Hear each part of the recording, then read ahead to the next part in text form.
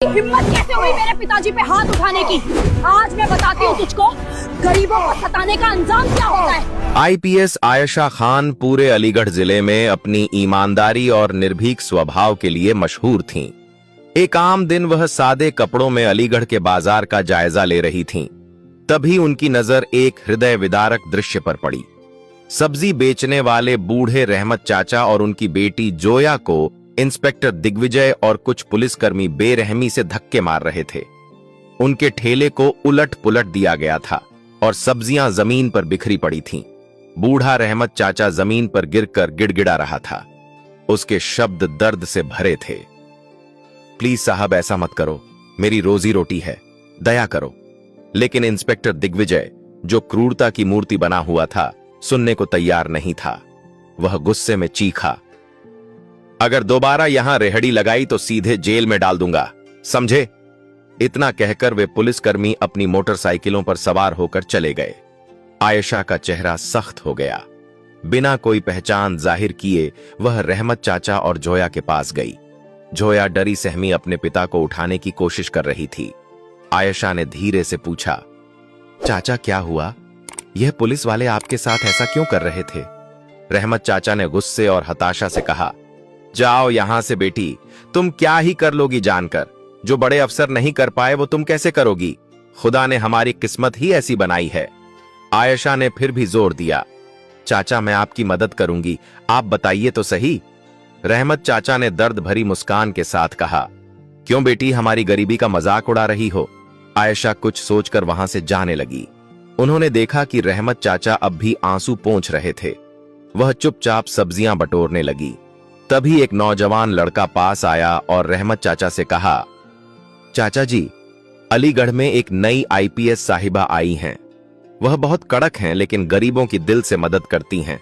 आप एक बार मिल तो लीजिए।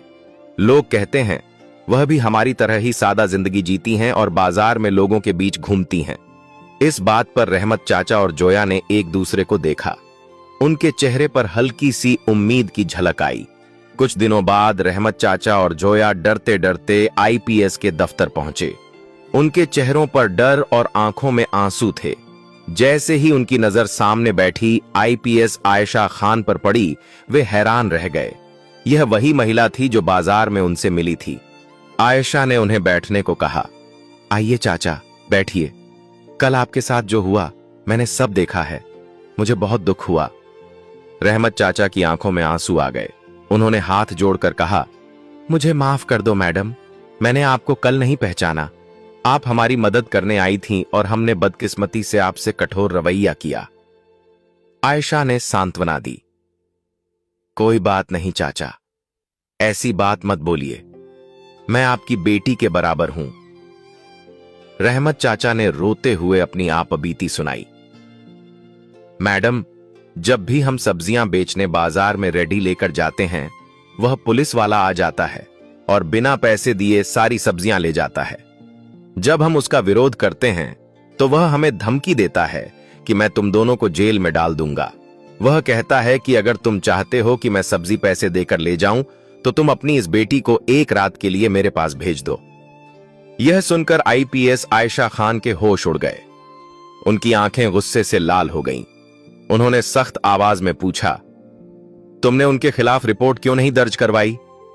जोया ने बताया, मैडम हम गए थे थाने में, लेकिन वहां के हवलदार बलबीर सिंह ने हमें धक्का देकर बाहर निकाल दिया। बोला कि आज के बाद उनकी शिकायत लिखवाने आई तो तुम बाप बेटी को सलाखों के अंदर डाल दूंगा।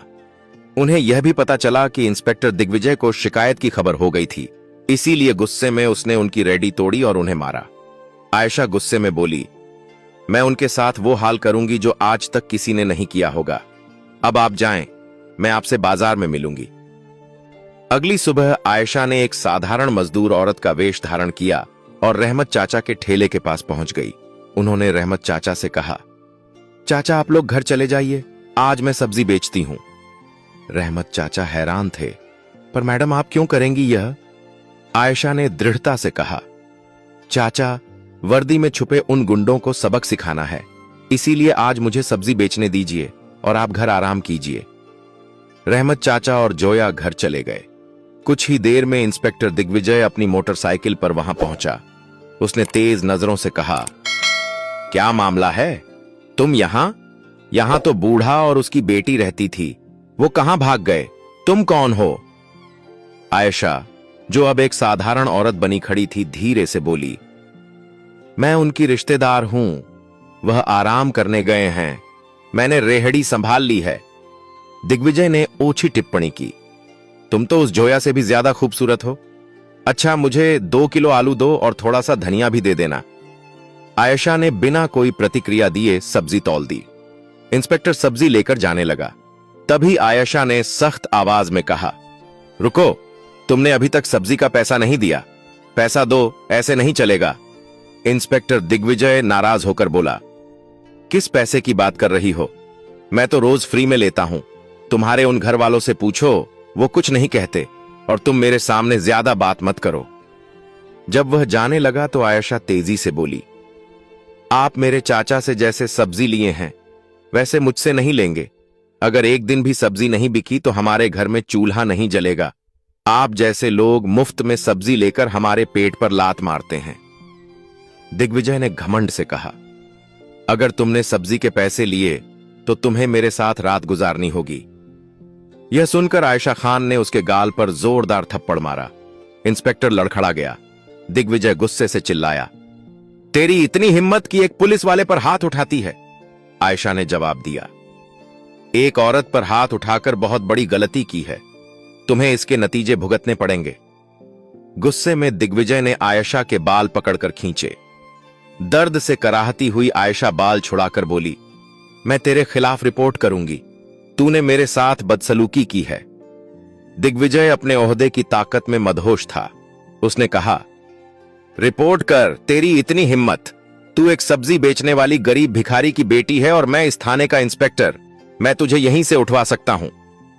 दिग्विजय मोटरसाइकिल पर चढ़कर चला गया। आयशा चुपचाप वहां से निकल गई। घर जाकर कपड़े बदलकर आयशा एक आम औरत की तरह थाने पहुंची। वहां इंस्पेक्टर दिग्विजय नहीं था।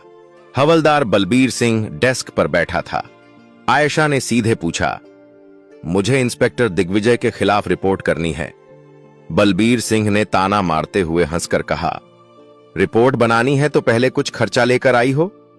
यहां रिपोर्ट बनाने के लिए 15,000 से 2,000 लगते हैं, लाए हो तो निकालो। आयशा का चेहरा संजीदा हो गया और उन्होंने सख्त आवाज में पूछा, आप रिश्वत क्यों मांग रहे हैं? रिपोर्ट बनाने के लिए कोई फीस नहीं लगती। बलबीर सिंह हंसते हुए बोला, यहां जो भी आता है अपनी मर्जी से पैसे देता है और नहीं दिया तो उसकी रिपोर्ट नहीं बनती। आयशा ने गहरी सांस ली। ठीक है, यह लो 15,000 रुपए, अब रिपोर्ट लिखो। पैसे लेकर बलबीर सिंह ने पूछा, किसके खिलाफ रिपोर्ट है? आयशा ने कहा, इंस्पेक्टर दिग्विजय के खिलाफ। उन्होंने एक सब्जी बेचने वाली औरत के साथ बदतमीजी की है। रोज वह उसकी रेडी से बिना पैसे सब्जियां ले जाते हैं और जब मैंने विरोध किया तो उन्होंने मुझ पर हाथ उठाया। मैं उनके खिलाफ सख्त कानूनी कार्रवाई चाहती हूं। बलबीर सिंह का चेहरा सफेद पड़ गया।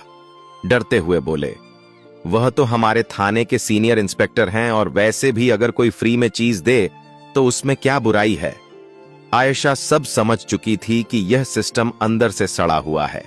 वह बिना कुछ बोले चुपचाप थाने से बाहर निकल गई, लेकिन उनकी आंखों में अब इंसाफ की आग जल रही थी। अगले दिन सुबह आईपीएस आयशा खान अपनी वर्दी पहनकर सीधे उसी थाने पहुंची। उनके साथ उनका सरकारी गार्ड था। अंदर इंस्पेक्टर दिग्विजय और हवलदार बलबीर सिंह दोनों मौजूद थे। उन्होंने जब उस महिला को वर्दी में देखा जिसे उन्होंने कल बेइज्जत किया था तो उनके चेहरों पर डर साफ दिखाई दे रहा था। घबराकर दोनों ने एक साथ कहा, आप कौन हैं और यह वर्दी क्यों पहनी है? आयशा की आंखों में अब एक अफसर की गरिमा झलक रही थी। उन्होंने सख्त आवाज में कहा, वर्दी नहीं दिख रही? मैं जिले की आईपीएस आयशा खान हूं और अब मुझे सब पता चल गया है कि इस थाने में गरीबों को कैसे डराया जाता है, उनसे पैसे कैसे वसूले जाते हैं और कानून के नाम पर कैसे जुल्म किया जाता है। दोनों के पांव जमीन से कट गए। घबराकर उनकी आवाजें कांपने लगीं। बलबीर सिंह ने तुरंत पहचान पत्र देखकर हाथ जोड़ते हुए कहा, माफ करना मैडम, मुझे नहीं पता था कि आप आईपीएस हैं। मेरी बहुत बड़ी गलती हो गई। इंस्पेक्टर दिग्विजय भी हाथ जोड़कर बोला। मैडम जी माफ कीजिए, जो हुआ भूल जाइए, फिर कभी नहीं होगा। आयशा खान की बातों में अब कोई नरमी नहीं थी। कड़क आवाज में बोली, आज से तुम दोनों को सस्पेंड करती हूं और जो काम वर्दी पहनकर किया है उसका हिसाब अब कानून करेगा। इस जिले में अब गरीबों की बेइज्जती नहीं होगी और वर्दी के पीछे छुपकर लूटमार भी नहीं चलेगी। उन्होंने स्टाफ को हुक्म दिया कि इन दोनों को फौरन गिरफ्तार किया जाए और उनके खिलाफ सख्त विभागीय जांच के साथ साथ फौजदारी मुकदमा दर्ज हो।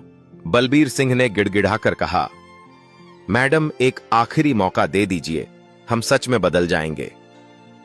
आयशा कुछ पल खामोश रही, फिर संजीदा लहजे में बोली, तुम्हें माफी नहीं इंसाफ मिलेगा।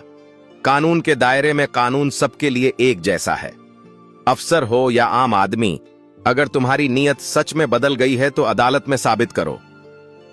उनके अल्फाजों ने थाने के हर कोने में गूंज छोड़ दी।